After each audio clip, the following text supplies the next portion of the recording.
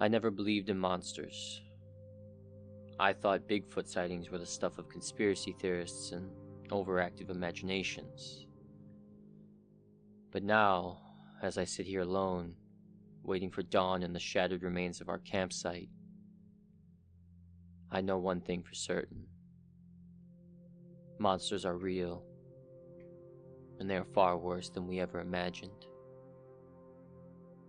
It started as a weekend camping trip. 5 of us, me, Aaron, my girlfriend Natalie, her brother Lucas, his buddy Jamie, and our outdoorsy friend Sarah. We decided to explore Skinwalker Woods. The forest was infamous for its strange disappearances and eerie sightings, but we figured the stories were just local legends meant to keep tourists away. Lucas, ever the skeptic, joked as we drove in. Bigfoot better have some beer waiting for us, otherwise I'm out. The drive was uneventful, but as soon as we entered the dense forest, an oppressive stillness settled over us. It was too quiet. No bird calls, no rustling leaves, just the hum of the engine and our uneasy laughter. Our campsite was about 3 miles into the woods near a stream. Sarah, our navigator, had chosen the spot for its perfect isolation. By the time we arrived, the sun was dipping below the horizon, painting the sky in hues of blood red and deep purple. The first night, we sat around the fire, swapping ghost stories and roasting marshmallows. Lucas was in the middle of a dramatic reenactment of a supposed Bigfoot encounter when we heard it. A deep guttural growl that seemed to come from everywhere at once. Jamie froze mid-laugh. Did anyone else hear that? We went silent, straining to hear past the crackling fire. The growl came again, closer this time, followed by heavy, deliberate footsteps. Probably a bear. Sarah whispered, though her voice betrayed her doubt. Lucas grabbed his flashlight and shone it into the trees. If it's Bigfoot, I'll ask for an autograph. The beam caught something, a massive shape that ducked out of sight faster than any bear could move. The second night was worse. We found strange footprints around the camp, far too large to be human, but oddly misshapen, as if the creature had too many toes. The oppressive atmosphere grew heavier, and the forest seemed to close in around us. Around midnight, Natalie shook me awake. Aaron, listen. At first, I heard nothing. Then came the whispers. Low, guttural murmurs in a language I couldn't understand, circling the tent. Lucas unzipped his tent and stepped out, brandishing a hatchet. Alright, you pranksters, enough. The whispers stopped. Then, from the edge of the firelight, it emerged.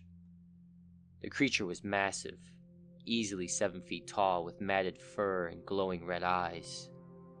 At first glance, it looked like a classic Bigfoot, but as it stepped closer, the details became wrong. Its limbs were too long, its movements unnaturally smooth, and its face, oh god, its face, shifted subtly as if it couldn't decide which shape to settle on. It opened its mouth and Lucas's voice came out. Alright, you pranksters, enough. We ran. Abandoning our tents, we bolted into the forest. The creature didn't chase us. It stalked us, appearing ahead no matter which direction we turned.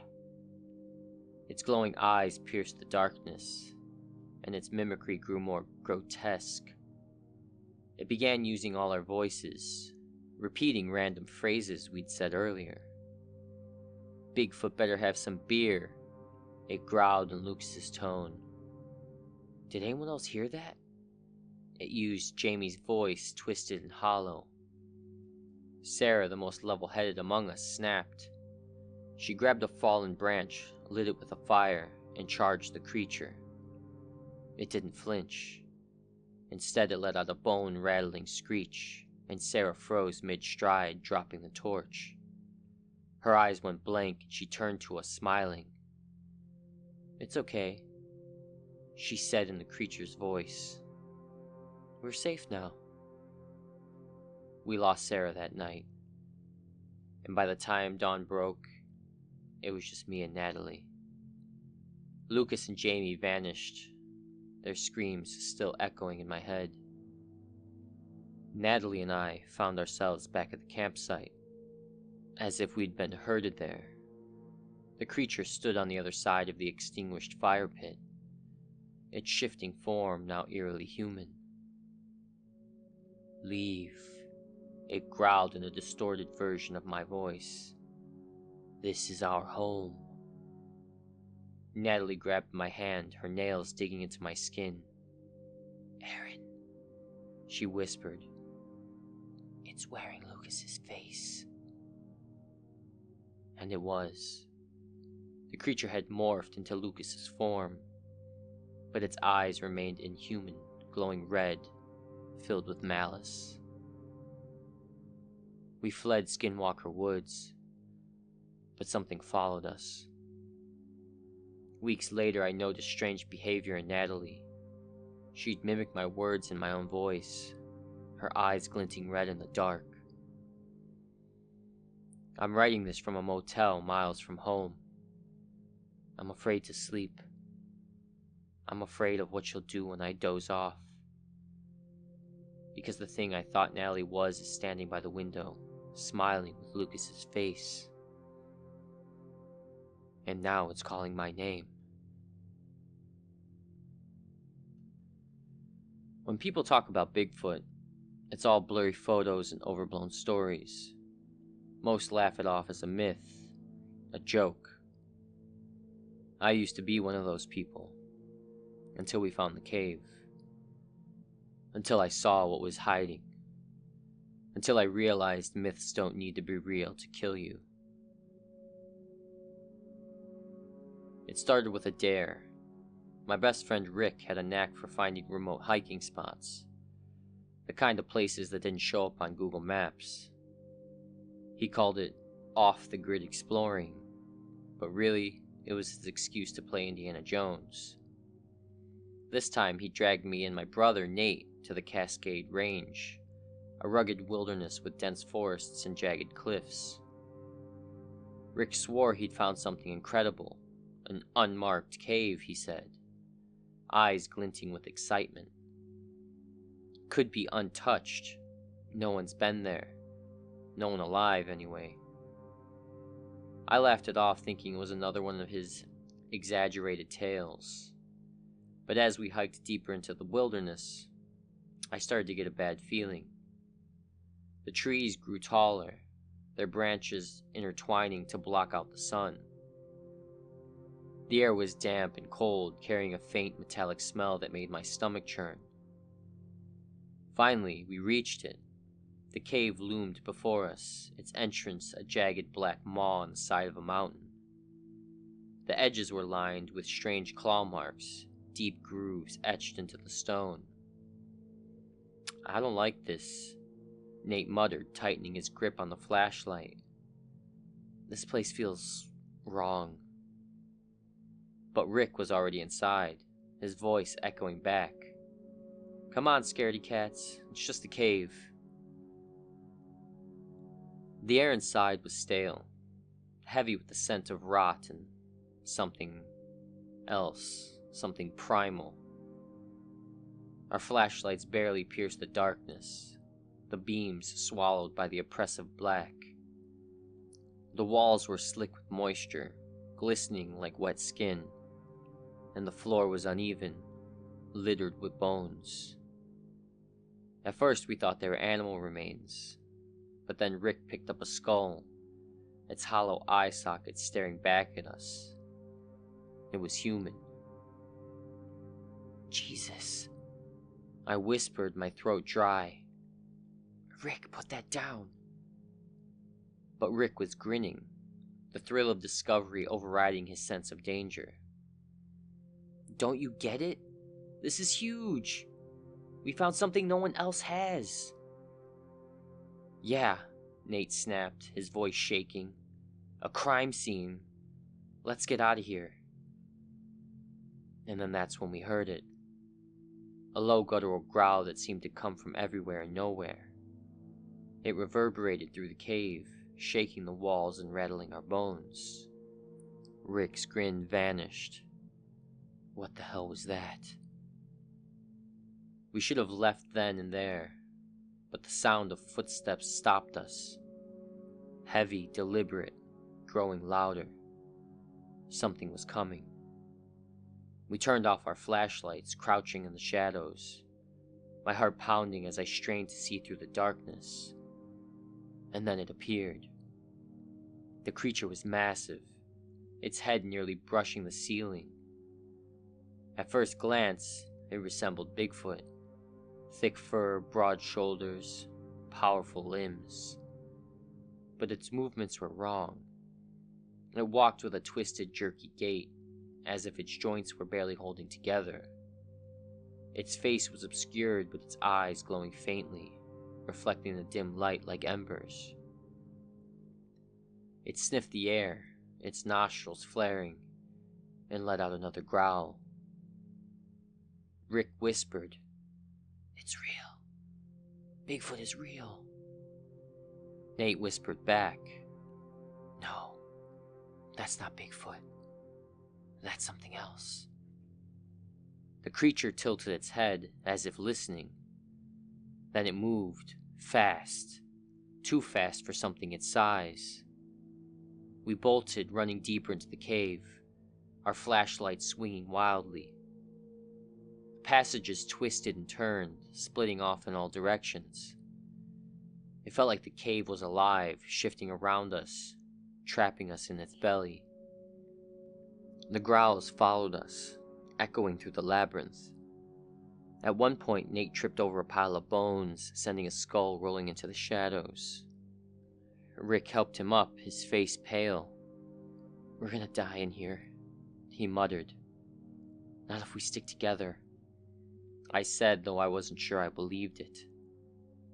The creature toyed with us, letting us think we'd lost it before appearing around the next corner. Its glowing eyes were always just ahead, watching, waiting. We found a cavern filled with crude drawings etched into the walls. They depicted the creature, its towering form looming over human figures, their faces twisted in fear. In the center of the cavern was a pile of skulls, arranged in a grotesque pyramid.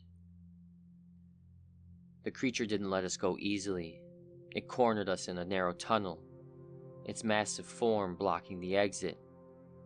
Its breath was hot and foul, carrying the stench of decay. Rick raised a hunting knife, his hands shaking. "Stay back!" The creature laughed, a low, guttural sound that sent chills down my spine. And then it lunged. Rick screamed as it grabbed him, its claws sinking into his shoulder.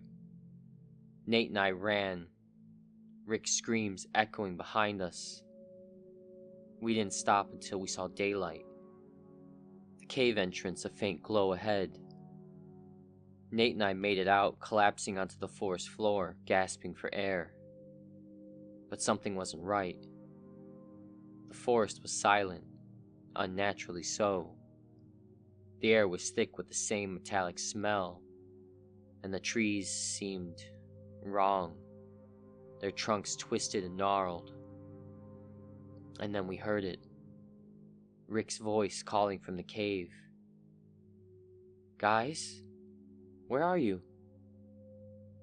We turned, our blood running cold. Rick was standing at the entrance, but his movements were off, jerky, unnatural. His eyes glowed faintly like embers. It wasn't Rick. If you ever hear about an unmarked cave in the wilderness, don't go looking for it. Some secrets are meant to stay buried. You ever wake up and feel like the world has changed while you were sleeping? Not in some poetic, life-changing way, but in a way that sets your teeth on edge, makes your skin crawl. That's exactly how it felt this morning when I woke up to the fog. And by the time I realized something was wrong, it was too late. Much, much too late. I love solo camping. Some people think it's reckless, especially when you're out in the backwoods with no cell service. But for me, it's freedom. No one to bother you, no expectations. Just the stars, a fire, and the quiet hum of nature. This time I'd chosen a remote site in the Pacific Northwest. The trail wasn't even on most maps, but I'd done my research. GPS coordinates, topographical maps, the works. My pack was loaded with all the essentials. A lightweight tent, sleeping bag rated for cold nights, a knife, a compass, and enough food for 3 days. The hike in was uneventful, peaceful even. The air smelled like pine and damp earth, and the only sounds were the crunch of my boots and the occasional rustle of squirrels in the underbrush.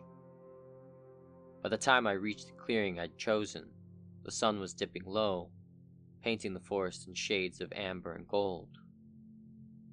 I set up my camp near a small stream, cooked a quick meal over my portable stove, and settled in for the night.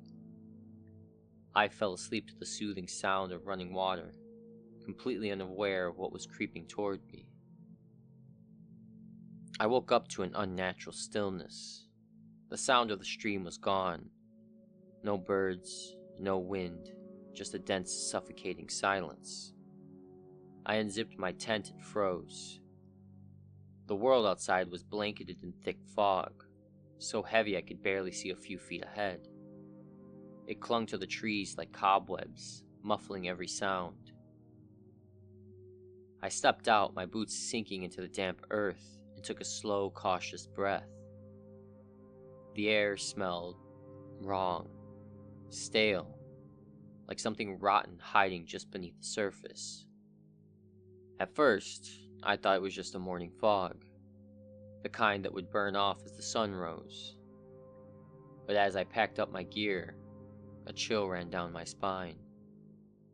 The fog wasn't thinning. If anything, it was growing denser, swallowing the trees, the stream, even the trail I'd hiked in on. And then I saw it. At the edge of my vision, just where the fog turned to solid white, there was a figure. Massive, hulking, with shoulders as wide as a doorway. It stood completely still, almost blending into the mist, but I could feel its eyes on me. I called out, my voice trembling. "Hello? Is someone there?" No response. The figure didn't move, but the fog seemed to pulse around it, like it was alive. I tried to convince myself it was just a trick of the light, maybe a tree warped by the mist. But as I started down the trail, the figure followed. It didn't walk, it didn't run, it just appeared, closer each time I glanced back. First 20 feet away, then 10, then so close I could make out the texture of its fur, thick and matted, like something that had been dead for weeks. Its eyes were the worst part. They weren't animal eyes, not yellow or glowing like you'd expect. They were black, glossy like polished obsidian, and they never blinked. I tried to pick up my pace, my boots slipping on the muddy trail, but the fog made it impossible to navigate. Every turn looked the same, every tree a copy of the last. My GPS was useless, just a blinking dot on a blank screen. And the figure was always there, just out of reach. Hours passed. At least I think they did. Time felt slippery in that fog, like it wasn't real anymore. My nerves were fraying, my breath coming in shallow gasps. I'd hear whispers in the distance, faint and distinct, like voices carried on the wind. But there was no wind. At one point, I stumbled into a clearing and nearly screamed. In the middle of the clearing was my tent, my campfire, cold and dead. I'd been walking in circles. And that's when I heard it. A low guttural growl so deep I felt it in my chest. The fog thickened, swirling around me like a living thing. And then the figure stepped into the clearing. It was huge, easily 8 feet tall, and it moved with a strange, jerky grace like a puppet on tangled strings. Its mouth hung open, revealing rows of jagged teeth. But it didn't speak. Instead, it tilted its head, mimicking the way I'd done earlier when I tried to call out. I don't remember running. I don't remember grabbing my pack or finding the strength to push through the fog. All I remember is the terror, the feeling of those black eyes boring into my back.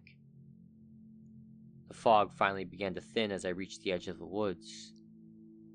The first rays of sunlight pierced through the trees, and for a moment, I thought I was safe.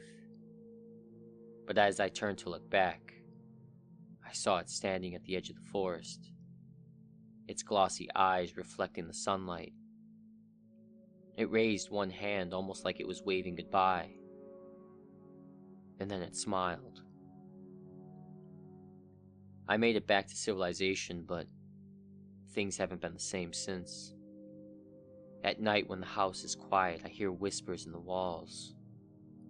Sometimes, when I look in the mirror, my reflection doesn't move the way it should. And last night, as I stared out my bedroom window, I saw the fog rolling in. It's here. And this time, I don't think I'll get away.